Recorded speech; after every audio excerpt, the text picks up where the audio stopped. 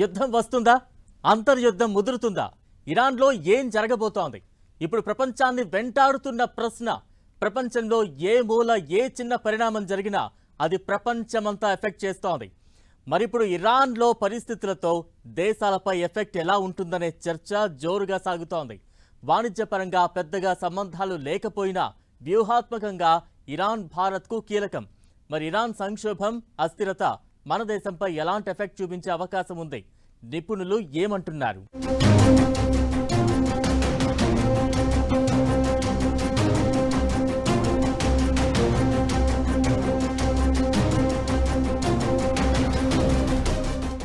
యుద్ధ సంకేతాలు, అంతర్యుద్ధ భయాలు. ఇరాన్లో రోజు రోజుకు పరిస్థితి అధ్వాన్నం. ఇరాన్లో ప్రభుత్వం కూలిపోవడం ఖాయమా? ఇరాన్ అస్థిరతతో ప్రపంచంపై ప్రభావం ఎంత? భారత్ మీద ఇరాన్ ఎఫెక్ట్ భారీగా ఉండనుందా? ఇరాన్ పరిణామాలతో భారత్కు నష్టం ఎలా? ఇరాన్ భగ్గుమంటోంది. చిన్నగా ఓ వ్యాపార వీధిలో మొదలైన ఆందోళనలు ఇప్పుడు దేశమంతా పాకాయి. పెరిగిన ధరలు, నిరుద్యోగం, పడిపోయిన కరెన్సీ విలువ అన్నీ కలిపి జనాలకు కోపం తెప్పించాయి. దీంతో ప్రభుత్వంపై తిరుగుబాటు మొదలుపెట్టారు. ప్రభుత్వం దిగిపోవాలని, ఖమేనీని శిక్షించాలని నినాదాలు చేస్తున్నారు. ఆందోళనలు కంట్రోల్ చేసేందుకు ప్రభుత్వం కఠినంగా వ్యవహరిస్తోంది. దీంతో వేల మంది ప్రాణాలు కోల్పోతున్నారు. ఇలాంటి తీవ్ర ఉద్రిక్తతల మధ్య ఇరాన్లో ప్రభుత్వ మార్పు ఖాయంగా కనిపిస్తోంది.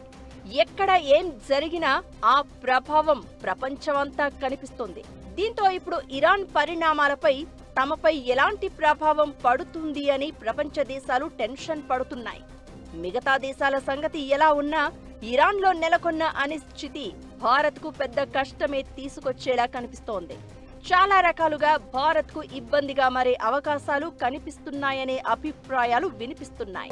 ఎక్కడో ఇరాన్లో అశాంతి పరిస్థితి ఉంది కదా, మనకేం పర్లేదులే అనుకునే పరిస్థితి లేదు. ఇరాన్ పరిణామాలు భారత్కు చిన్న విషయం కాదు. అక్కడ ప్రభుత్వం మారినా, అనిశ్చితి ఇలానే కొనసాగినా అది భారత్ మీద భారీ ప్రభావం చూపించే అవకాశం ఉంటుంది. ఇరాన్లో కల్లోలం కంటిన్యూ అయితే భద్రతాపరంగానే కాదు, భారత వాణిజ్యం, విదేశాంగ విధానాలపై కూడా ప్రభావం చూపిస్తుంది. అక్కడ ప్రభుత్వం పడిపోతుందా లేదా అనేది కాదు భారత్కు అసలు సమస్య. ఇరాన్ ఒక స్థిరమైన దేశంగా పని చేయకపోతే దాని ప్రభావం భారత్పై ఎలా పడుతుందన్నదే అసలు మ్యాటర్. ఇప్పటికే భారత్ చుట్టుపక్కల దేశాల్లో అనిశ్చితి ఉంది. అటు శ్రీలంక, ఇటు బంగ్లాదేశ్, నేపాల్, ఇక పాక్ సంగతి సరే సరి. అన్ని దేశాలను చైనా గుప్పిట్లో పెట్టుకుంది, మనకు శత్రువులుగా మార్చేసింది. ఇలాంటి టైంలో ఇరాన్ లాంటి భాగస్వామిని కోల్పోతే భారత విదేశాంగ విధానంలో భారీ లోటు ఏర్పడే అవకాశం ఉందనే అభిప్రాయాలు వినిపిస్తున్నాయి. ఇరాన్లో అస్థిరత భారత్కు వ్యూహాత్మక ప్రయోజనాలైన చాబహర్ పోర్ట్, మధ్య ఆసియా కనెక్టివిటీపై నీళ్లు కమ్ముకునేలా చేస్తోంది. నిజానికి సిద్ధాంతపరంగా ఇరాన్ను ఎప్పుడూ మిత్రదేశంగా చూడలేదు భారత్. రెండు దేశాల మధ్య సంబంధం పూర్తిగా అవసరాలతో ఏర్పడింది. మధ్యలో పాకిస్తాన్ ఉండడంతో ఆఫ్ఘనిస్తాన్తో పాటు మధ్య ఆసియా దేశాలకు భూమార్గంలో వెళ్లేందుకు ఇరాన్ ఒక్కటే దారి. దీంతో పాటు పాక్ ప్రభావాన్ని తగ్గించే దేశంగానూ ఇరాన్ భారత్తో కలిసి పనిచేసింది. అలాంటిది ఇప్పుడు ఇరాన్లో అస్థిరత. భౌగోళికంగానూ భారత్కు ఇబ్బందిగా మారే అవకాశం ఉంటుంది. పాక్తో ఎలాగూ శత్రుత్వం ఉంది. బంగ్లాదేశ్లో రాజకీయ అనిశ్చితి కొనసాగుతోంది. ఆసియా వ్యాప్తంగా చైనా ప్రభావం రోజు రోజుకు పెరుగుతోంది. ఇలాంటి పరిస్థితుల్లో ఇరాన్లో అనిశ్చితి పెరిగితే భారత్కు మరిన్ని సమస్యలు రావడం ఖాయం.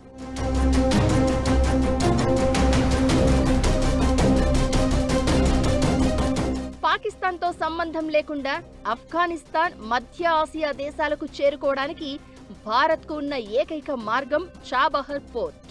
ఇరాన్లో పాలన మారినా, దేశం అస్థిరతకు గురైనా భారత్ కోట్లాది రూపాయలు పెట్టుబడి పెట్టిన ఈ ప్రాజెక్టు భవిష్యత్తు ప్రశ్నార్థకంగా మారుతుంది.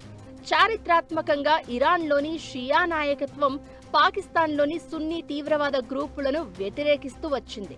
ఇది పరోక్షంగా భారత్కు రక్షణ కవచంగా నిలిచింది.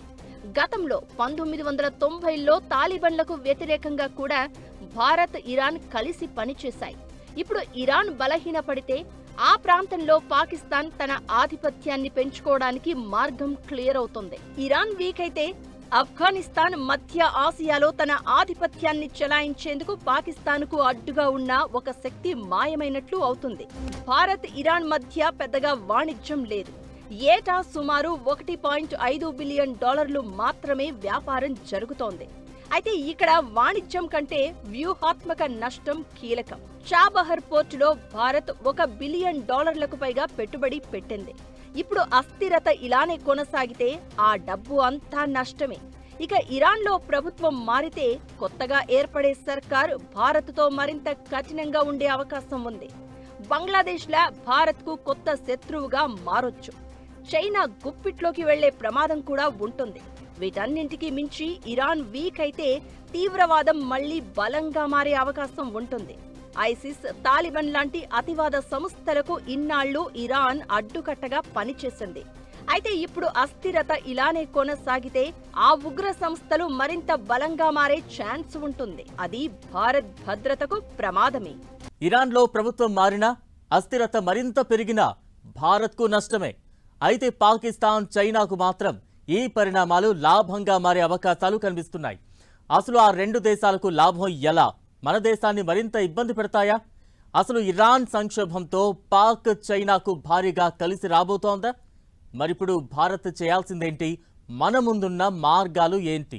ఇరాన్ అస్థిరత పాక్, చైనాకు లాభమా? ఇరాన్ సంక్షోభం ఎలా కలిసి రాబోతోంది? భారత్ను టార్గెట్ చేయడం ఈజీ అవుతుందా? మరిప్పుడు భారత్ ముందున్న మార్గమేంటి?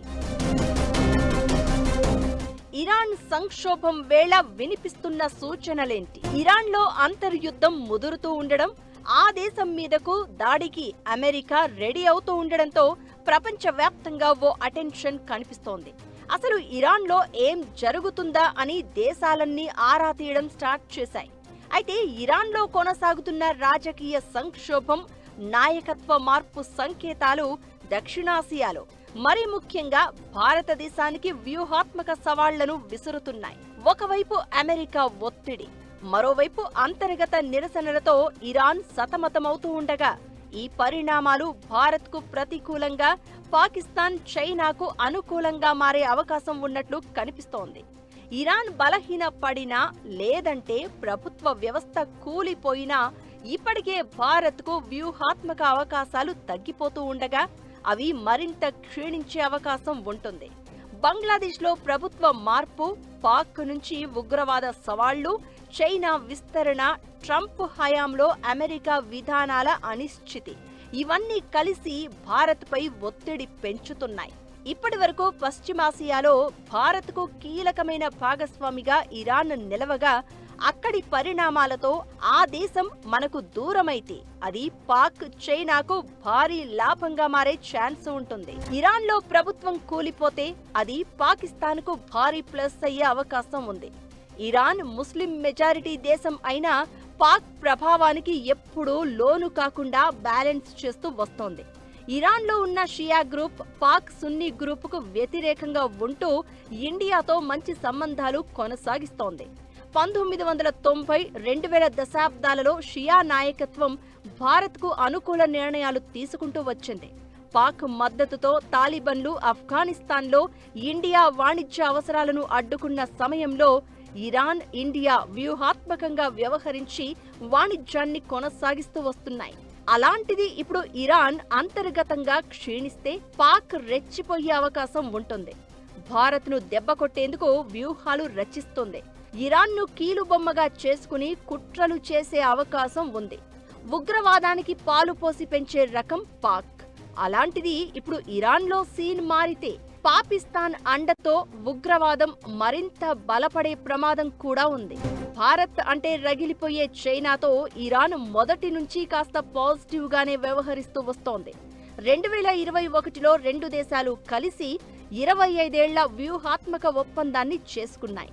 2025లో ఇరాన్కు చైనా అతిపెద్ద వాణిజ్య భాగస్వామిగా నిలిచింది. $14.5 బిలియన్ ఇరాన్ ఎగుమతులు చైనాకు వెళ్తున్నాయి. అమెరికా లాంటి దేశాలు ఆంక్షలు విధిస్తున్న పరిస్థితుల్లో చైనాపై ఇరాన్ భారీగా ఆధారపడుతోంది.